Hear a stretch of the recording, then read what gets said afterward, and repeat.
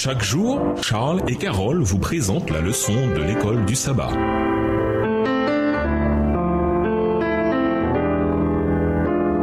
Bienvenue dans votre émission Dieu nous parle. Nous voilà à la leçon de lundi, l'Assemblée céleste dans la salle du trône. La description des anciens dans Apocalypse 4, verset 4 montre que ce ne sont pas des êtres angéliques. Le titre « ancien » dans la Bible est toujours employé pour des humains. Contrairement aux anges qui se tiennent invariablement dans la présence de Dieu, ces anciens sont assis sur des trônes. Les robes blanches qu'ils portent sont le vêtement du peuple fidèle de Dieu. Apocalypse 3, les versets 4 et 5. Les couronnes de la victoire, du grec Stéphanos, Apocalypse 4, verset 4, sur leur tête sont destinés exclusivement aux saints victorieux. Jacques 1, le verset 12. Tous ces éléments laissent entendre que les 24 anciens sont les saints glorifiés. Le nombre 24 est symbolique. Il s'agit de 2 fois le chiffre 12. 12 dans la Bible étant un symbole du peuple de Dieu. Les 24 anciens représentent peut-être la totalité du peuple de Dieu, à la fois de l'époque de l'Ancien et du Nouveau Testament. Le nombre 24 représente également les chefs des 24 divisions de prêtres qui servaient chacune leur tour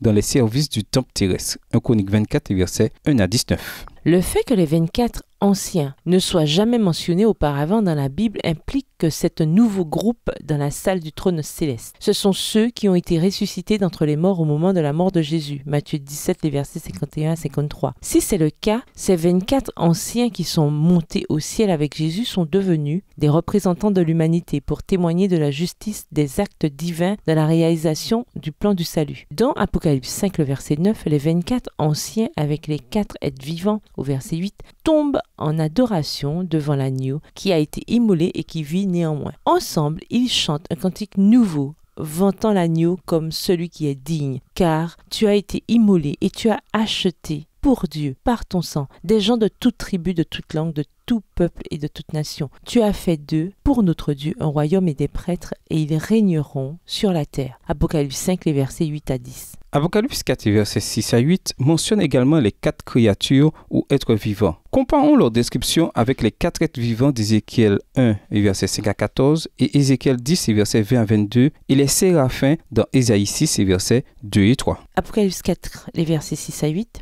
Devant le trône s'étendait comme une mer de verre, transparente comme du cristal. Au milieu du trône et tout autour se tenaient 4 êtres vivants entièrement couverts d'yeux, devant et derrière. Le premier d'entre eux ressemblait à un lion, le deuxième à un jeune taureau, le troisième avait le visage pareil à celui d'un homme et le quatrième était semblable à un aigle en plein vol. Chacun de ces 4 êtres vivants avait 6 ailes couvertes d'yeux par-dessus et par-dessous. Jour et nuit, ils ne cessent de dire « Saint, Saint, Saint, le Seigneur, le Dieu Tout-Puissant, celui qui était, qui est et qui vient. » Ézéchiel 1, versets 5 à 14, en son milieu se distinguait quelque chose qui ressemblait à 4 êtres vivants par leur aspect. Ils ressemblaient à des hommes. Chacun d'eux avait 4 faces et 4 ailes. Leurs jambes étaient droites, leurs pieds étaient comme ceux d'un taureau et brillaient comme du bronze poli. Sur leurs ailes apparaissaient des mains humaines qui étaient tournées dans les 4 directions, de même que leurs faces et leurs ailes à tous les 4. Leurs ailes se touchaient l'une l'autre par leurs extrémités. Quand ils se déplaçaient, ils ne se tournaient pas, mais chacun avançait droit devant soi. Leurs faces ressemblaient à celles d'un homme, et ils avaient tous les 4 une face de lion à droite, une face de taureau à gauche et une face d'aigle.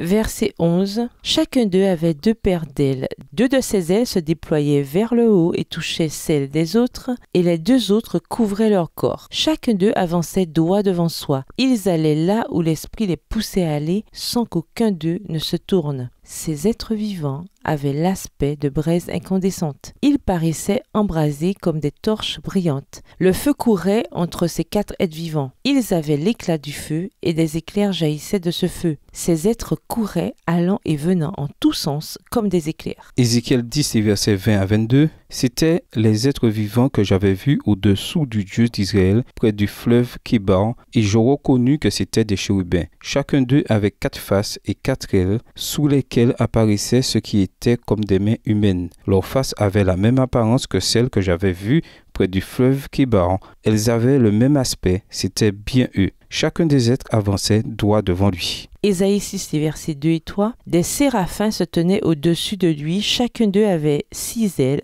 2 ailes pour se couvrir le visage, 2 autres pour se voiler le corps et les 2 dernières pour voler. S'adressant l'un à l'autre, ils proclamaient « Saint, Saint, Saint est le Seigneur des armées célestes, toute la terre est pleine de sa gloire. » Les 4 créatures vivantes symbolisent les êtres exaltés qui servent Dieu comme ses agents et les gardiens de son trône. Psaume 99, verset 1. Leurs ailes renvoient symboliquement à leur rapidité dans l'exécution des ordres de Dieu et leurs yeux renvoient à leur intelligence. Leur présence avec les 24 anciens et la myriade d'anges autour du trône, Apocalypse 5, verset 11, montre que le ciel et la terre sont représentés dans la salle du trône. Et nous vous laissons avec la question du jour. De quelle façon le sanctuaire terrestre nous aide-t-il à comprendre ce que Jésus fait actuellement pour nous? Au revoir. Et à demain si Dieu veut.